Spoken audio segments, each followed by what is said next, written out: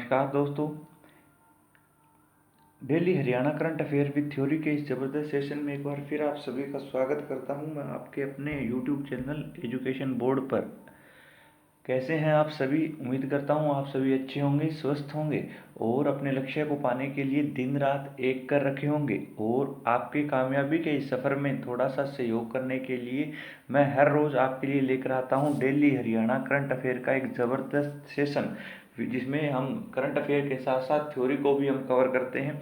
चलिए, आज की क्लास में हम कवर करने जा रहे हैं 12 मार्च 2022 का करंट अफेयर, जिससे बहुत सारे इंपॉर्टेंट क्वेश्चन बनने वाले हैं। तो उनके बारे में आज की क्लास में हम चर्चा करेंगे। चलिए शुरुआत करते हैं हम अपनी क्लास की, जिसमें पहला क्वेश्चन है कि पोषक अनाज अनुसंधान केंद्र का शिलान्यास किसके द्वारा किया गया। देखिए, अनाज अनुसंधान केंद्र, और वो भी कौन सा, पोषक अनाज अनुसंधान केंद्र का जो है वो शिलान्यास किया गया है।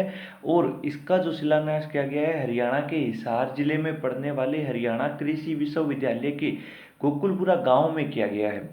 तो आपसे पूछा गया है कि इसका शिलान्यास किसके द्वारा किया गया है। तो याद रखिएगा, इसका जो शिलान्यास किया गया है वो हरियाणा के कृषि मंत्री के द्वारा किया गया है। और हरियाणा के कृषि मंत्री जो है वो हैं जेपी दलाल, जिन्हें आप जयप्रकाश दलाल के नाम से जानते हो। तो याद रखिएगा आप लोग कि पोषक अनुसंधान केंद्र जो है आपका, वो हरियाणा कृषि विश्वविद्यालय, या जिसे आप CCSHU के नाम से जानते हो, प्रोफेसर BR कंबोज जिसके कुलपति हैं 1917 में, जिसकी स्थापना हुई थी हरियाणा के हिसार जिले में। ये वही आपका हरियाणा कृषि विश्वविद्यालय है। 63 एकड़ भूमि में, कितने एकड़ भूमि में, 63 एकड़ भूमि में जो है लगाया जाएगा। इसका शिलान्यास किया गया है जेपी दलाल के द्वारा। और जो जेपी दलाल हैं, जयप्रकाश दलाल, ये हरियाणा के कृषि मंत्री हैं, पशुपालन मंत्री हैं, मत्स्य पालन विभाग इनके पास है। और ये हरियाणा के कानून मंत्री या विधि मंत्री जो है वो यही हैं। अगर आप बात करें जेपी दलाल किस विधानसभा क्षेत्र से चुने गए हैं, तो ये चुने गए हैं लोहारू विधानसभा क्षेत्र। और लोहारू जो है ये भिवानी का क्षेत्र है विधानसभा का। तो याद रखिए, ये लोहारू वही है जो लोहारूप के नाम से जाना जाता है। अब जो पोषक अनुसंधान केंद्र, अनाज अनुसंधान केंद्र लगाया गया है, इसका उद्देश्य क्या है। तो इसका उद्देश्य है कि बारानी फसलें जैसे बाजरा की जो उन्नत प्रौद्योगिकी विकसित करने के लिए इसका उद्घाटन किया गया है। इसी उद्देश्य से इसे लगाया जाएगा। बरानी की फसलें कौन सी होती है भाई? अब आपको कहोगे सर बरानी की फसलों के बारे में बताइए। तो आपको मैंने बताया था, अगर आपने थ्योरी का अगर हमारा सेशन देखा था, तो मैंने आपको शाही और बरानी दो तरह की भूमि बताई थी। जिसमें शाही जो भूमि होती है वो कुओं से सिंचाई होती थी, और बरानी जो है ये सिंचाई रहित क्षेत्र होता था हमारा बरानी। तो जो सिंचाई रहित क्षेत्र है वो हमारा कौन सा हो जाएगा, बरानी क्षेत्र। और इनके अंदर कौन सी फसलें, बाजरा की फसल की बात हुई है। अगला क्वेश्चन है कि यंग जर्नलिस्ट का अवार्ड से किसे सम्मानित किया गया या किसे नवाजा गया।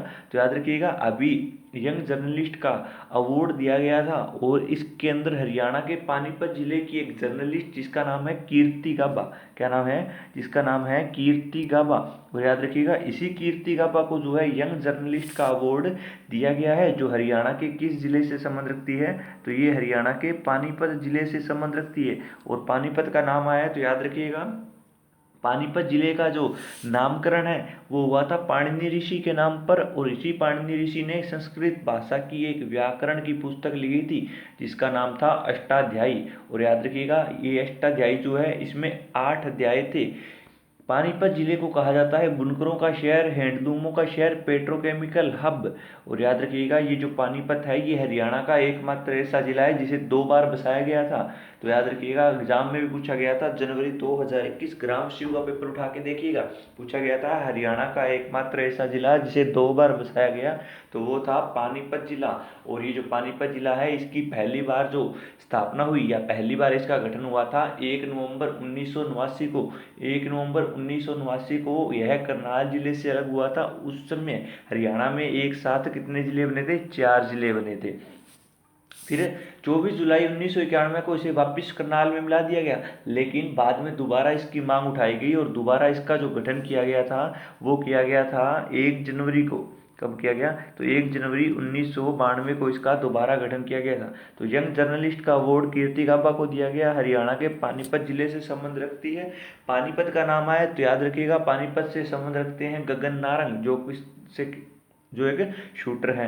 यहीं से संबंध रखती है नैना कनवल जो कुश्ती की खिलाड़ी है, और यहीं से ही संबंध रखते हैं खंडरा गांव के कौन, नीरज चोपड़ा। नीरज चोपड़ा का नाम आप कभी नहीं भूलोगे। और नीरज चोपड़ा से ही मैंने आपको एक करंट अफेयर और पढ़ाया था कि इन्हीं के सम्मान में जो है गोल्डन लेटर बॉक्स लगाया गया है, और ये भारतीय डाक विभाग के द्वारा इनके घर से 500 मीटर की दूरी पर लगाया गया था। तो ये सारी की सारी बातें आपको याद रखनी है पानीपत जिले के बारे में। एनएसएस की स्टेट अवार्ड से, देखिए एनएसएस का एक स्टेट अवार्ड दिया गया था, उससे किसे सम्मानित किया गया? पूजा गर्ग को, निहारिका को, मुदिता जांगलान को, या जसलीन कौर को? तो याद रखिएगा जो ये एनएसएस का स्टेट अवार्ड था इससे सम्मानित किया गया है निहारिका को। किसे सम्मानित किया गया है? तो इसे सम्मानित किया गया है निहारिका को। अगर आप बात करें निहारिका की, तो निहारिका का जो संबंध है ये हरियाणा के सोनीपत से है, जिसे आप स्वर्ण नगरी के नाम से जानते हैं, और इसी सोनीपत से संबंध रखती है निहारिका, जिसे एनएसएस का स्टेट अवार्ड दिया गया है। और याद रखिएगा ये स्टेट अवार्ड दिया गया था हरियाणा के शिक्षा मंत्री, जिनका नाम है कंवरपाल गुर्जर। और एक नाम आया यहाँ पे जसलीन कौर का। तो जसलीन कौर के बारे में याद रखिएगा कि इन्हें एक उपाधि दी गई है, और वो उपाधि है मेमोरी किड। कौन सी? याद रखिएगा इन्हें उपाधि दी गई है मेमोरी किड की। तो आपसे पूछा जाएगा कि बताइए हरियाणा की मेमोरी किड की उपाधि से किसे नवाजा गया है? तो वो जसलीन कौर को। हरियाणा के यमुनानगर जिले की बेटी है, मात्र 2.5 साल की लड़की है, जिसे मेमोरी किड की उपाधि से सम्मानित किया गया था। निहारिका का नाम आया तो 2-3 बातें निहारिका से जुड़ी हम करते हैं। तो याद रखिएगा निहारिका को एनएसएस का स्टेट अवार्ड से सम्मानित किया गया है, हरियाणा के सोनीपत जिले से संबंध रखती है। इस एनएसएस स्टेट अवार्ड के तहत इसे 21,000 रुपये दिए गए, और इसी के साथ साथ एक प्रशस्ति पत्र दिया गया या एक सर्टिफिकेट देकर इसे सम्मानित किया गया। ये अवार्ड जो दिया गया था स्टेट अवार्ड, ये दिया गया था हरियाणा के शिक्षा मंत्री, और हरियाणा के शिक्षा मंत्री हैं कंवरपाल गुर्जर। मैंने कई बार इनका नाम आपको बता रखा है कि हरियाणा का शिक्षा मंत्री पूछा जाएगा कंवरपाल गुर्जर, हरियाणा का गृह मंत्री पूछा जाए अनिल विज, क्या करोगे? अनिल विज। हरियाणा के उप मुख्यमंत्री पूछे जाएं तो दुष्यंत चौटाला, उचाना जींद से एमएलए चुने गए थे। हरियाणा का मुख्यमंत्री अगर आपसे पूछा जाए तो मुख्यमंत्री हैं हमारे मनोहर लाल खट्टर, करनाल से एमएलए चुने गए थे। हरियाणा विधानसभा का अध्यक्ष अगर आपसे पूछा जाए तो ज्ञानचंद गुप्ता पंचकुला से एमएलए चुने गए हैं। अगर डिप्टी स्पीकर या उपाध्यक्ष अगर आपसे पूछ लिया जाए तो आंसर करिएगा रणवीर गंगवा, जो कि हिसार की नलवा की विधानसभा क्षेत्र से एमएलए चुने गए थे। तो और बाल एवं विकास मंत्रालय की अगर आपसे पूछ लिया जाए तो मंत्री कौन है? तो महिला बाल एवं विकास मंत्रालय की जो महिला है वो है कमलेश ढांडा, जो कि कलायत कैथल में पढ़ने वाले कलायत से विधानसभा क्षेत्र से चुनी गई थी बीजेपी पार्टी। तो सारी की सारी बातें आपकी इंपॉर्टेंट रहने वाली है। इसी के साथ मैंने आपको हरियाणा के ऊर्जा मंत्री और जेल मंत्री के बारे में बताया था, रणजीत सिंह चौटाला रानिया से एमएलए चुने गए थे। सारी की सारी बातें आपके लिए इंपॉर्टेंट रहने वाली है, तो ये आपको याद होना चाहिए। इसका आयोजन कहाँ पर किया गया था? तो याद रखिएगा इसका जो आयोजन किया गया था ये चौधरी चरण सिंह हरियाणा एग्रीकल्चर यूनिवर्सिटी में किया गया था, और इसी में इसका आयोजन हुआ। तो इसके अंदर निहारिका जो कि सोनीपत जिले से संबंध रखती है, 21,000 रुपये की नगद राशि और एक सर्टिफिकेट दिया गया हरियाणा के शिक्षा मंत्री कंवरपाल गुर्जर के द्वारा हिसार जिले में। तो ये इतने इंपॉर्टेंट पॉइंट है कि आपको एग्जाम में हो सकता है सीधे के सीधे पूछ ली जाए। तो आपको क्वेश्चन और क्वेश्चन के साथ साथ जो अन्य फैक्ट आपको मैं बता रहा हूँ वो सारे के सारे नोट करने हैं। चलिए अगले क्वेश्चन की ओर बढ़ते हैं हम। अगला क्वेश्चन है कि बहन सन्नो देवी पंचायती राज अवार्ड से सम्मानित सरपंच सुमन। देखिए बहन सन्नो देवी के नाम पर एक पंचायती राज अवार्ड दिया जाता है, और इसी से सम्मानित किया गया है सरपंच सुमन को। और ये सरपंच सुमन जो है इसका संबंध हरियाणा के किस गांव से है? टोपरा गांव यमुनानगर, शहजादवाला गांव यमुनानगर, मुगलावाली गांव यमुनानगर, और सरस्वती नगर यमुनानगर। देखिए दोस्तों, अगर आपने पिछली क्लास में लगाई है तो मैंने 2 गांवों का जिक्र किया था, ये 2 गांव वही है। मैंने आपको बताया था कि मुगलावाली गांव जो है इसी से खुदाई का कार्य हुआ था, किस नदी का? सरस्वती नदी का। सरस्वती नगर मैंने आपको बताया था कि मुस्तफाबाद जो है यमुनानगर का एक गांव था, और यहाँ पर जब हमें सरस्वती नदी के अवशेष मिले तो इसी मुस्तफाबाद का नाम बदलकर सरस्वती नगर कर दिया गया। टोपरा गांव अगर आपने मेरा दूसरा लेक्चर देखा था जिसमें मैंने हरियाणा जीके की थ्योरी पढ़ा रखी है, तो मैंने बताया था कि टोपरा विलेज जो है ये टोपरा गांव यमुनानगर से मिला था। और ये जो टोपरा कला गांव है इसी में अशोक का एक अभिलेख था जो ब्राह्मी लिपि में लिखा गया था, संस्कृत भाषा उसकी थी, जिस पर 7 अभिलेख अंकित थे। 1837 में पहली बार जेम्स प्रिंसेप ने उसे पढ़ा था, और फिरोज शाह तुगलक नाम का व्यक्ति जो इसे टोपरा गांव से निकालकर दिल्ली लेकर गया था, गुजरात की गिरनार पहाड़ियों से काट कर लाया गया एक पत्थर, और उसी पत्थर के ऊपर कुछ ज्ञान की बातें अंकित की गई थी, और वही चीजें जो थी वह कहलाया था हमारा अभिलेख। हरियाणा से अभिलेख प्राप्त हुए थे हमें कुल 37। तो ये बातें मैंने आपको सारी बता रखी।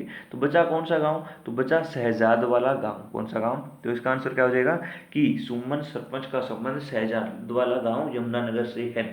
नाम आया है सन्नो देवी का। तो आप बात करते हैं कि सन्नो देवी कौन थी जिसके नाम पर पंचायती राज अवार्ड दिया जाता है। तो याद रखिएगा, अगर आपने सन्नो देवी का नाम सुना है बहुत अच्छी बात है। सन्नो देवी जो है ये भारत के किसी भी राज्य में, देखिए भारत के अंदर 28 राज्य हैं वर्तमान में, उन राज्यों में जो सबसे पहली बार महिला जो विधानसभा अध्यक्ष बनी थी वो थी सन्नो देवी। तो भारत के 28 राज्यों में से सबसे पहले हरियाणा के अंदर जो है एक महिला को विधानसभा का अध्यक्ष बनाया गया, और वही महिला अध्यक्ष थी सन्नो देवी। तो सन्नो देवी कौन होगी? हरियाणा विधानसभा की प्रथम महिला अध्यक्ष रही थी सन्नो देवी, जो कि पाकिस्तान के मुल्तान में जन्मी थी। ये मुल्तान वही है जिसे मोहम्मद बिन कासिम के द्वारा क्या कहा गया? सोने का शहर कहा गया था, गोल्डन सिटी कहा गया था। चलिए जानते हैं कुछ और पॉइंट इसके बारे में।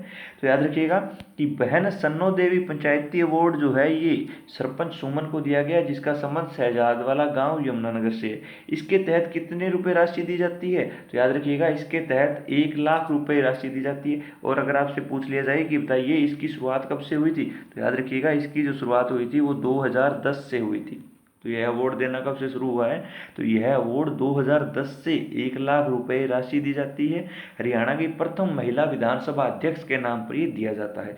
ये किस क्षेत्र में दिया जाता है? तो याद रखिएगा यह महिला उत्थान के लिए दिया जाता है, पर्यावरण संरक्षण के लिए दिया जाता है, महिला सशक्तिकरण के लिए दिया जाता है, और महिला साक्षरता के लिए आपका जो है अवार्ड बहन सन्नो देवी पंचायती राज अवार्ड दिया जाता है महिलाओं को।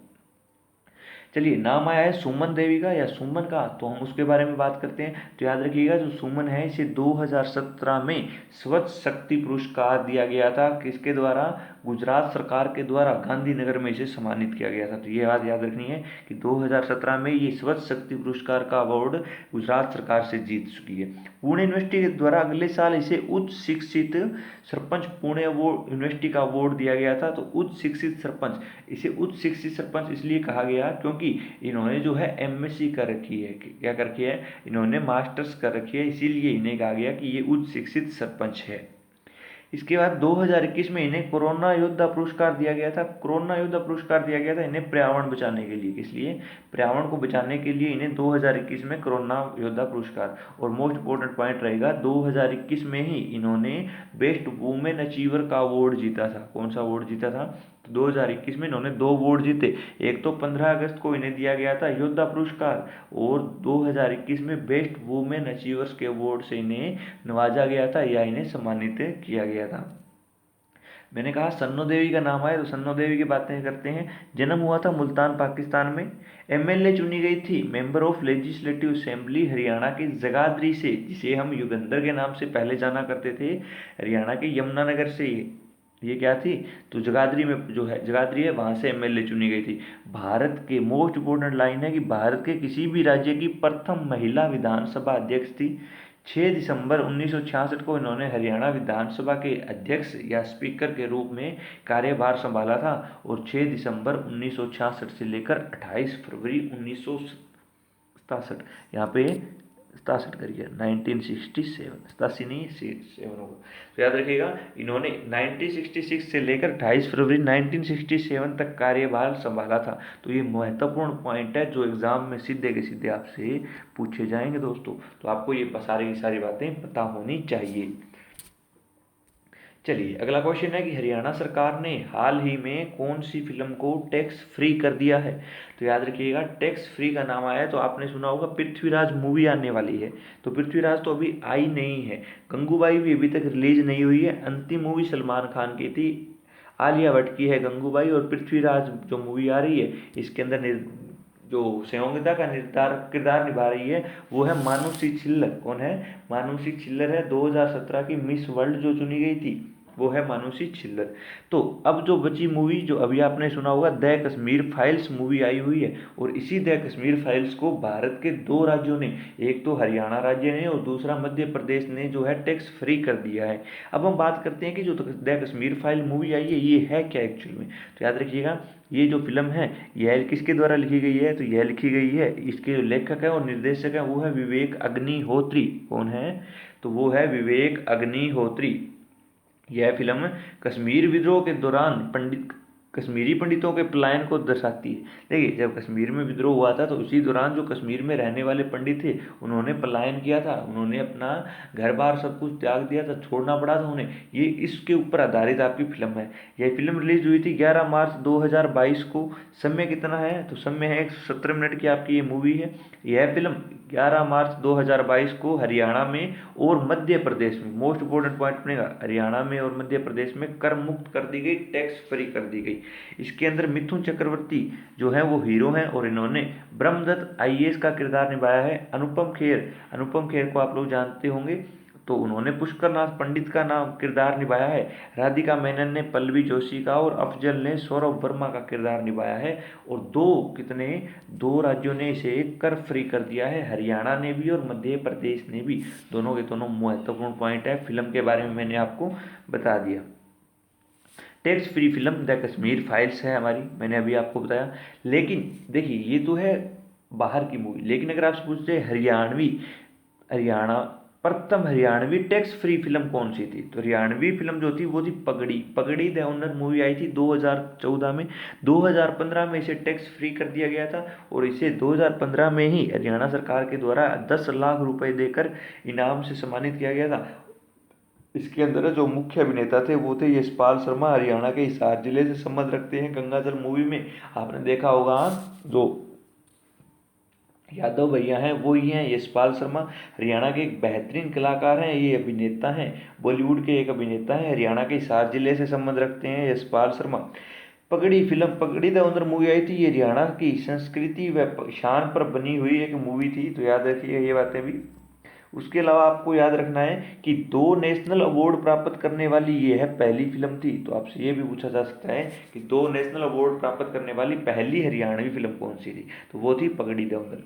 दो बातें बताइए, एक तो हाल ही में किस मूवी को टैक्स फ्री किया गया है, तो द कश्मीर फाइल्स को किया गया है। विवेक अग्निहोत्री के द्वारा लिखी गई, 11 मार्च 2022 को रिलीज हुई, 170 मिनट में इसका टाइम है।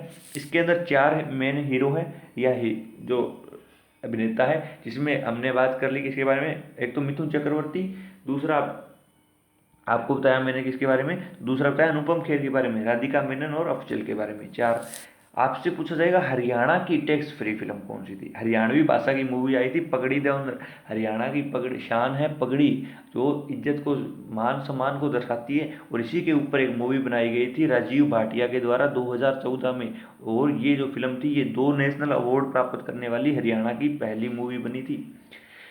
चलिए अगले क्वेश्चन की ओर हम चलते हैं, और अगला क्वेश्चन कहता है कि हिमाचल प्रदेश से भालू का एक जोड़ा लाया जाएगा, वह किस चिड़ियाघर में लाया जाएगा।